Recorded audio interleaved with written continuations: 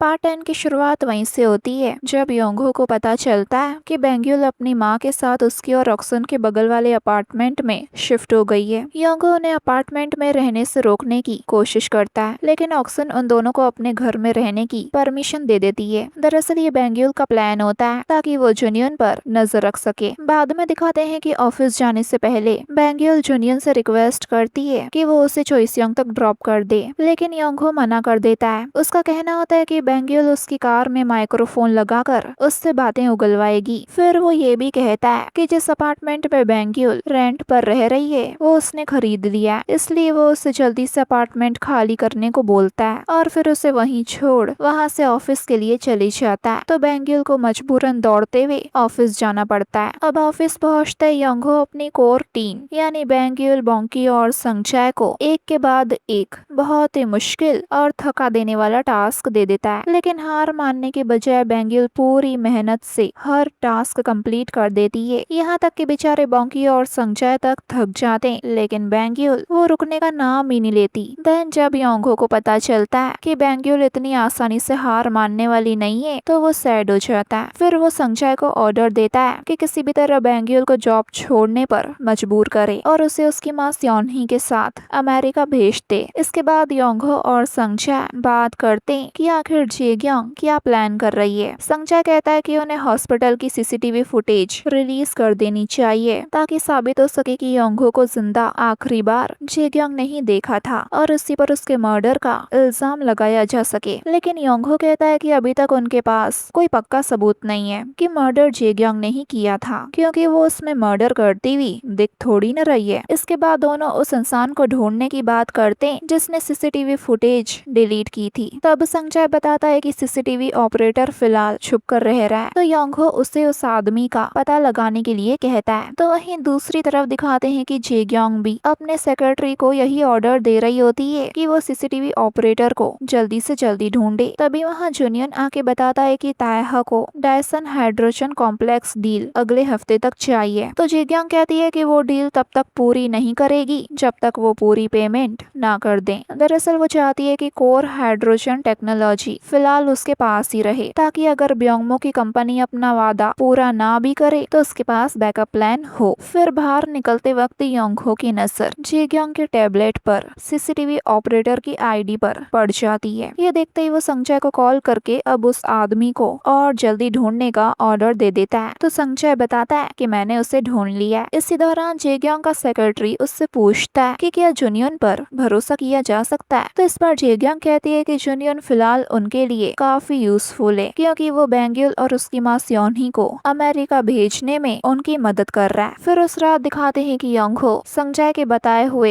Address पर पहुंचता है और उसे वो सीसीटीवी ऑपरेटर एक गेमिंग पार्लर में छुपा हुआ मिल भी जाता है। अब वो ध्यान भटकाकर उस आदमी का फोन तो चुरा लेता है, लेकिन फोन अनलॉक नहीं कर पाता। तभी उस सीसीटीवी ऑपरेटर के फोन पर फाइनेंशियल बैकर नाम से एक कॉल आता है। तो योंगहो उस कॉल को कट कर देता है, लेकिन उसे एक मैसेज करके एक एड्रेस भेजकर वहाँ काफी सारा कैश लाने के लिए कहता है ताकि पता चल सके कि कौन उस सीसीटीवी ऑपरेटर वाले को सपोर्ट कर रहा है। अब बाद में योंगहो उस जगह इंतजार करता है जहाँ सीसीटीवी ऑपरेटर को जेग्योंग के साथी से मिलना था, लेकिन जेग्योंग के साथी के आने की जगह वहाँ ब्योंगमो का सेक्रेटरी पहुँच जाता है। अब जब सीसीटीवी ऑपरेटर वहाँ आता ही नहीं तो ब्योंगमो का सेक्रेटरी वहाँ से चले जाता है ताकि वो उस सीसीटीवी ऑपरेटर को कहीं और जाकर ढूंढ सके। तो वही योंगहो ये सब देख संगचाय से मिलकर कहता है कि अब उसे यकीन हो गया है कि जेग्योंग और ब्योंगमो एक साथ मिलकर काम कर रहे हैं। फिर अगले दिन दिखाते हैं कि सेक्रेटरी यू जेग्योंग को बताता है कि उसने एक न्यूज आर्टिकल पब्लिश होने से रोक दिया। उस आर्टिकल में सीसीटीवी स्क्रीनशॉट्स थे जिनमें दिख रहा था कि योंगहो की मौत की खबर आने से पहले जेग्योंग उसके हॉस्पिटल रूम में आते और जाते हुए नजर आ रही थी। तो वहीं ऑफिस में दिखाते हैं कि बेंग्युल और जेस्योंग भी उसी न्यूज आर्टिकल के बारे में बात कर रहे होते हैं कि तभी अचानक जेग्योंग गुस्से में उसके ऑफिस के अंदर घुस आती है। तो जेस्योंग फौरन बेंग्युल को जेग्योंग की नजरों से छुपा लेता है। फिर जेग्योंग सीधा जेस्योंग पर उसके खिलाफ साजिश रचने का इल्जाम लगाती है। उसे शक होता है कि जेस्योंग बेंग्युल के साथ मिलकर काम कर रहा है, लेकिन तभी जेग्योंग को एक फोन कॉल आता है और वो तुरंत ऑफिस से निकल जाती है। लेकिन बाहर जाते वक्त वो जानबूझकर योंगहो से बचकर निकलती है। अब बाद में बेंग्युल योंगहो से पूछती है कि क्या उसे पता है सीसीटीवी इमेजेस किसने लीक की थी, लेकिन योंगहो इस सवाल का कोई जवाब देने से साफ मना कर देता है। फिर उस रात दिखाते हैं कि जेग्यांग ब्योंगमो से मिलती है और ब्योंगमो बिना बाकी पेमेंट किए ही कोर हाइड्रोजन टेक्नोलॉजी मांगने लग जाता है। लेकिन जब जेग्यांग उसकी बात मानने से मना कर देती है तो ब्योंगमो उसे धमकी देता है। वो कहता है कि अगर उसने टेक्नोलॉजी नहीं दी तो वो जेस्यांग और जेग्यांग की वो वॉइस रिकॉर्डिंग सबके सामने ला देगा, जिसमें दोनों बात कर रहे होते हैं कि जेग्यांग ने योंगहो का गला घोटकर उसे मारने की कोशिश की थी। अब ये सुनकर जेग्यांग बहुत ज्यादा घबरा जाती है और बार बार कहती है कि उसने अपने डैड योंगहो का मर्डर नहीं किया। तब एक फ्लैशबैक दिखाया जाता है जिसमें पता चलता है कि हॉस्पिटल रूम में हिडन कैमरा देखते ही जेग्यांग तुरंत वहां से निकल गई थी। फिर इसके बाद जेग्यांग के दिमाग में शक आता है कि कहीं ब्योंगमो ने ही तो योंगहो का मर्डर नहीं किया, लेकिन ब्योंगमो उसकी इस बात को वहीं खत्म कर देता है जब उसके गुंडे सीसीटीवी ऑपरेटर वाले को पकड़कर वहां लाते हैं, जिसने पहले जेग्यांग से पैसे वसूलने की कोशिश की थी और ब्योंगमो जेग्यांग की आंखों के सामने उस ऑपरेटर का मर्डर करवा देता है। अब ये देख जेग्यांग की इतनी हालत खराब हो जाती है कि उसे वॉमिट होने लगती है। फिर बाद में दिखाते हैं कि जेग्यांग जुनियन यानी योंगहो को चर्च में मिलने के लिए बुलाती है। वहाँ वो बताती है कि ब्योंगमो ने ही योंगहो का मर्डर किया था। साथ ही वो ये भी कहती है कि सीसीटीवी फुटेज अब तबाह हो चुकी है और सीसीटीवी ऑपरेटर भी मर चुका है। अब ये सब सुनने के बाद योंगहो उससे कहता है कि अगर ब्योंगमो के खिलाफ उसे कोई भी सबूत ढूंढना है तो वो उसकी पूरी मदद करेगा। फिर अगले दिन दिखाते हैं कि ब्योंगमो चोइसयांग पहुंचता है और जेग्यांग पर कोर हाइड्रोजन टेक्नोलॉजी ट्रांसफर करने वाले पेपर्स साइन करने का दबाव बनाने लगता है, पर जेग्यांग शांति से उससे पहले बची हुई पेमेंट देने के लिए कहती है, लेकिन ब्योंगमो पैसे देने से मना कर देता है और बस उसे थोड़ा और वक्त देकर कहता है कि जल्दी से पेपर साइन कर देना और फिर वहां से चले जाता है। अब इसके बाद यूएनसी बोर्ड ऑफ डायरेक्टर्स के सामने अपने डैड ब्योंगमो का इंट्रोडक्शन करवाती है और मीटिंग में ब्योंगमो ताइहा ग्रुप और चोइसयांग के बीच एक पॉसिबल पार्टनरशिप का प्रपोजल रखता है। तो वहीं दूसरी तरफ दिखाते हैं कि जेग्यांग जुनियन से रिक्वेस्ट करती है कि वो किसी भी तरह ब्योंगमो को रोके। तो वहीं जेस्यांग बैंग्यूल को बताता है कि रिपोर्टर्स को टिप ब्योंगमो ने ही दी थी कि जेग्यांग ने अपने डैड का मर्डर करा है। फिर इसके बाद दिखाते हैं कि दोनों चुपके से ब्योंगमो के घर में घुस जाते हैं। उनका मकसद वो फ्लैश ड्राइव ढूंढना होता है जिसमें सीसीटीवी फुटेज सेव है, लेकिन उन्हें फ्लैश ड्राइव तो नहीं मिलती, पर इसके बदले उन्हें हाइड्रोजन प्रोजेक्ट से जुड़े कुछ जरूरी डॉक्यूमेंट्स मिल जाते हैं जिन्हें वो चुरा कर वहाँ से निकल लेते हैं। अब ब्योंगमो के घर के बाहर वो दोनों देखते हैं कि ब्योंगमो जुनियन से मिल रहा है और ये देखकर वो दोनों बुरी तरह कंफ्यूज हो जाते हैं कि आखिर ये जुनियन चाहता क्या है। क्या अब ये जेग्यांग को भी धोखा देने वाला है? अगर सबसे बड़े धोखेबाज का अवार्ड किसी को मिलना होता तो वो यही होता। खैर, तो वहीं दूसरी तरफ दिखाते हैं कि स्योनही सुगडुक के बेटे के लिए कुछ अच्छी डिशेस बनाकर लाई होती है और सुगडुक उन डिशेस को लेकर अपने बेटे को देने चले जाता है। तभी स्योनी देखती है कि सुगडुक घर से बहुत सारी दवाइयाँ लेकर कहीं जाने वाला है और ये देख उसे शक होता है क्योंकि वो हॉस्पिटल से रिजाइन कर चुका है, तो ये दवाइयाँ किस काम की, इसलिए वो चुपके से उसका पीछा करने लगती है। तो वहीं ब्योंगमो के घर दिखाते हैं कि योंगहो ब्योंगमो और युनसी से कहता है कि वो ताइहा ग्रुप के साथ मिलकर काम करना चाहता है, लेकिन ब्योंगमो उसका ऑफर ठुकरा देता है और अपने सेक्रेटरी को उससे पकड़वा लेता है। तो योंगहो उससे लड़कर खुद को आराम से छुड़ा लेता है और कहता है कि वो जेग्यांग से बदला लेना चाहता है क्योंकि उसने उसका फुटबॉल करियर बर्बाद कर दिया था। और फिर वो अपनी वफादारी साबित करने के लिए ब्योंगमो से वादा करता है कि वो हाइड्रोजन टेक्नोलॉजी उसे दे देगा। इतना कहकर वो युनसी के साथ ब्योंगमो के घर से निकल जाता है। अब घर से बाहर निकलते वक्त योंगहो की नजर पड़ती है कि युनसी लंगड़ा कर चल रही है और ये देखते ही उसे हॉस्पिटल की नर्स के साथ अपनी हुई बात याद आ जाती है, जब उसने कहा था कि उसने जेग्यांग को लास्ट टाइम योंगहो के कमरे से निकलने के बाद सीढ़ियों वाले रास्ते से जाते हुए देखा था, जबकि लिफ्ट भी ठीक थी। फिर एक फ्लैशबैक दिखाया जाता है जिसमें पता चलता है कि योंगहो की मौत वाली रात जेग्यांग हॉस्पिटल से सीढ़ियों से बाहर निकली थी। अब इन सब बातों को जोड़कर योंगहो एक बड़ा सच समझ जाता है। वो कंक्लूड करता है कि जेग्यांग के हॉस्पिटल से निकलने के बाद युनसी ने अपनी भाभी का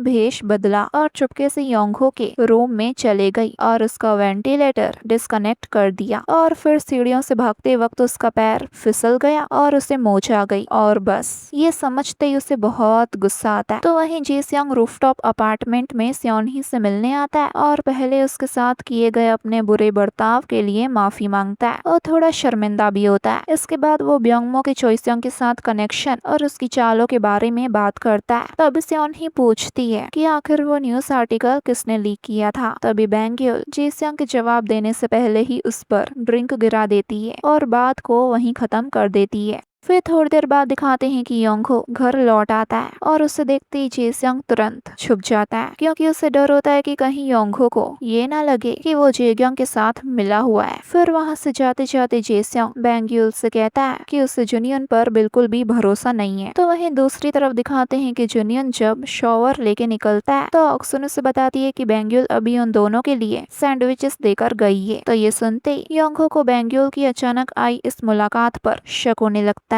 और वहीं बैंग्यूल जुनियन की कार की तलाशी लेती है, लेकिन उससे पता चलता है कि कार की ट्रिप हिस्ट्री और डैश कैम की सारी फुटेज पहले से डिलीट की जा चुकी है, यानी जुनियन ने बेचारी के लिए एक भी सबूत नहीं छोड़ा था। इसके बाद जब सियोन ही योंगहो को बातों में उलझा लेती है तब बैंग्यूल उसके अपार्टमेंट का कचरा चेक करती है। फिर वो उसके बेडरूम और कंप्यूटर की भी तलाशी लेती है, लेकिन इतनी खोजबीन के बाद भी बैंग्यूल ये समझ नहीं पाती कि आखिर जुनियन असल में क्या कर रहा है और उसका असली प्लान क्या है। फिर अगले दिन दिखाते हैं कि बैंग्यूल बॉन्की और संगजाए के साथ इस बारे में बात करती है। तब बॉन्की बताता है कि उसने तो जुनियन के लिए एक लेटर भी लिखा है ताकि उसका दिल थोड़ा सा पिघल सके और वो सॉफ्ट हो जाए, लेकिन बैंग्यूल कहती है कि जुनियन भी उसके डैड की तरह ही बहुत सख्त और कोल्ड ब्लडेड इंसान है। अब ये सुनकर संगजाए से रहा नहीं जाता और वो योंगहो की साइड लेता है और बैंग्यूल को बताता है कि जब वो छोटी थी तब उसके डैड योंगहो ने चुपके से कई बार उसकी मदद की थी और हमेशा उसके लिए खड़े रहे थे, लेकिन वो उसके सामने एक बार भी इसलिए नहीं आए क्योंकि अगर आते तो वो अपनी प्यारी बेटी को अपने आप से दूर नहीं कर पाते और जेग्योंग से बचा नहीं पाते। अब ये सब सुनने के बाद बैंग्यूल को एहसास होता है कि उसके डैड उससे कितना प्यार करते थे और अब उनकी छुपी हुई मोहब्बत के बारे में जानकर वो इमोशनल हो जाती है। फिर बाद में सियोन ही बैंग्यूल को कॉल करके बताती है कि जुनियन आज एक बिजनेस ट्रिप पे गया है और ऑक्सन ने डेसन हाइड्रोजन कॉम्प्लेक्स का नाम लिया था और अब सियोन ही को लगता है कि जुनियन जरूर वहीं गया होगा। ये सुनते बैंग्यूल तुरंत डेसन हाइड्रोजन कॉम्प्लेक्स पहुंच जाती है। वहाँ वो बिल्कुल उसी वक्त पहुंचती है जब योंगहो ताइहा ग्रुप को हाइड्रोजन कोर कंपोनेंट सौंपने वाला होता है। अब वो फायर अलार्म बजाकर सबको बाहर भगा देता है और अंदर आकर हाइड्रोजन कोर कंपोनेंट ढूंढने के बहाने योंगहो चुपके से ऑफिस के अंदर हॉस्पिटल की सीसीटीवी रिकॉर्ड्स ढूंढ रहा होता है। तभी अचानक उसे हार्ट अटैक आ जाता है और इसी दौरान दिखाते हैं कि संजय का फोन आता है और वो बताता है कि बैंग्यूल और बॉन्की भी कॉम्प्लेक्स के अंदर ही मौजूद है। तभी वहाँ बैंग्यूल आकर जुनियन को रोकने की कोशिश करती है क्योंकि उसे लगता है कि जुनियन अब ब्योंगमो से मिल गया है और जो डाटा जुनियन एक डिवाइस में ट्रांसफर कर रहा होता है। बैंग्यूल गुस्से में उसे भी हटाने की कोशिश करती है, लेकिन उसे रोकने के चक्कर में योंगहो उसे इतनी तेज धक्का दे देता है कि वो सामान से टकराकर बेहोश हो जाती है। अब ये देख योंगहो घबरा जाता है और उसे उठाने की कोशिश करता है कि तभी ब्योंगमो का सेक्रेटरी भी अंदर आ जाता है और योंगहो का डिवाइस छीन लेता है और बैंग्यूल को देख उसे जान से मारने जाता ही है कि वहाँ बॉन्की भी आ जाता है। तो सेक्रेटरी उसे एक मुक्का मारकर वहाँ से भाग निकलता है, जिससे बैंग्यूल और जुनियन दोनों की जान बच जाती है। अब बैंग्यूल के सर से खून निकलते देख योंगहो काफी ज्यादा डर जाता है कि वो अपनी प्यारी बेटी के साथ ऐसा कैसे कर सकता है और उसे उठाकर वो हॉस्पिटल की तरफ भागता है, जबकि बॉन्की मदद के लिए कॉल करता है। तो वहीं लास्ट में दिखाते हैं कि जेसियोंग और सुगडो एक कॉटेज में होते हैं जहाँ योंगहो का असली शरीर अभी भी रिकवरी में होता है। तभी वो धीरे धीरे होश में आने लगता है और इसी मोमेंट पर ये पार्ट पूरा होता है गाइस।